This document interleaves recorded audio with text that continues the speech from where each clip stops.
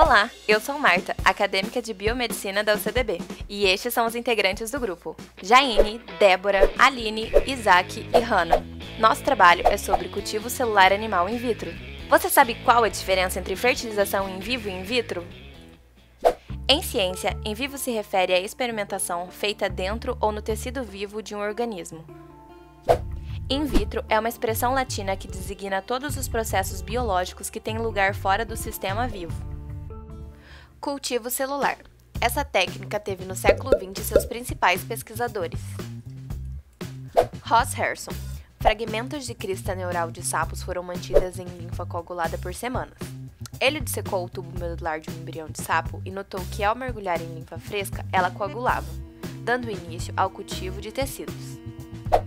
Alexis Carrel buscava formas de prolongar o tempo de vida das células em cultura. Ganhou o Prêmio Nobel de Física e Medicina. Descobriu que a troca de meio onde eram mantidas as células favorecia o prolongamento da vida delas.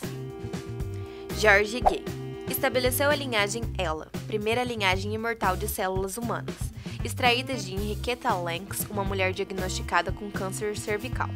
A linhagem ELA foi amplamente usada nas pesquisas como organismo modelo para a caracterização de processos biológicos importantes, como a descoberta e classificação funcional dos genes envolvidos na mitose, citocinese e endocitose.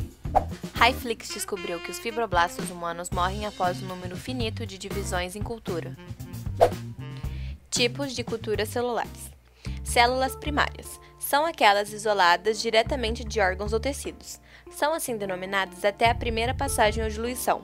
Normalmente são heterogêneas. São mais representativas dos tecidos de origem que as células em série ou de linhagem. Células em série. São aquelas selecionadas para se obter apenas um tipo de célula. São denominadas linhagens celulares. São menos representativas dos tecidos de origem que as células primárias. As linhagens celulares, por sua vez, são classificadas em linhagens celulares finitas e linhagens contínuas.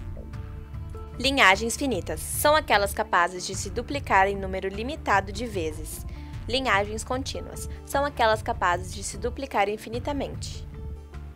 Para evitar a introdução de micro-organismos na cultura, vários cuidados básicos na manipulação e prevenção devem ser tomados. Todo o trabalho de cultura deve ser realizado em um fluxo laminar, inspecionado e em bom estado de funcionamento. Antes do início dos procedimentos, a luz ultravioleta deve ser ligada e mantida por no mínimo 30 minutos e, de preferência, com os materiais a serem utilizados exposto a ela. Cuidados e esterilidade. Uma cultura celular precisa fundamentalmente estar livre de contaminações. Jalecos e luvas devem ser obrigatoriamente vestidos e cada retirada das mãos do espaço interno do fluxo devem se lavar as luvas com álcool 70. O uso de fogo dentro do fluxo também pode minimizar as chances de contaminação. Meio de cultura. Conjunto de fatores capazes de reproduzir um microambiente capaz de simular as condições fisiológicas de um organismo multicelular em seu âmbito tridimensional, o que nos permite o cultivo de células. A escolha do meio de cultivo depende do tipo celular a ser cultivado. Componentes do meio de cultura: sais inorgânicos para o equilíbrio osmótico, sistema de tampão para o regulamento do pH, carboidratos como fonte de energia, aminoácidos essenciais e não essenciais como estímulos ao crescimento e prolongamento da viabilidade, vitaminas, cofatores de crescimento e proliferação, proteínas e peptídeos particularmente importantes em meio sem soro, ácidos graxos e lipídios importantes em meio sem soro. Oligoelementos, zinco, cobre, selênio, ácidos tricarboxílicos ajudam a remover os radicais livres. Piruvato de sódio, fonte de energia para a propagação de células. Vantagens do cultivo de células in vitro. Estudo do comportamento de células em condições controladas, sem a influência animal, obtenção de células com boa homogeneidade e bem caracterizadas, reprodutibilidade dos experimentos, redução do uso de animais, exposição a fármacos em concentrações definidas, economia de animais, reagentes e tempo, possibilidade de não realizar experimento em seres humanos. Limitações do cultivo celular in vitro. Mão de obra especializada e requer ambiente controlado. Uso de produtos de origem animal. Custo elevado, custo de esforço e material, perda de características fenotípicas, necessidade do uso de marcadores devido à perda de características fenotípicas, instabilidade genética, instabilidade das células. Problemas em cultura de célula, contaminações biológicas por bactérias, fungos, leveduras, vírus e célula-célula. Contaminações químicas, Suplementos deteriorados, impurezas no CO2, endotoxinas, insumos citotóxicos, resíduo na água.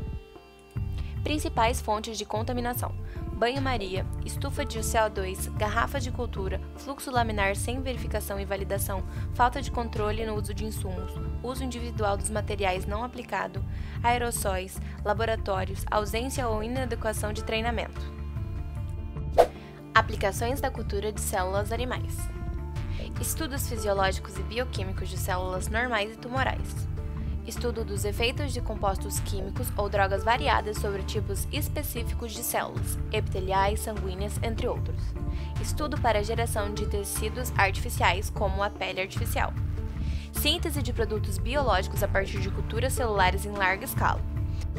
E esse foi o nosso trabalho sobre cultura celular animal in vitro.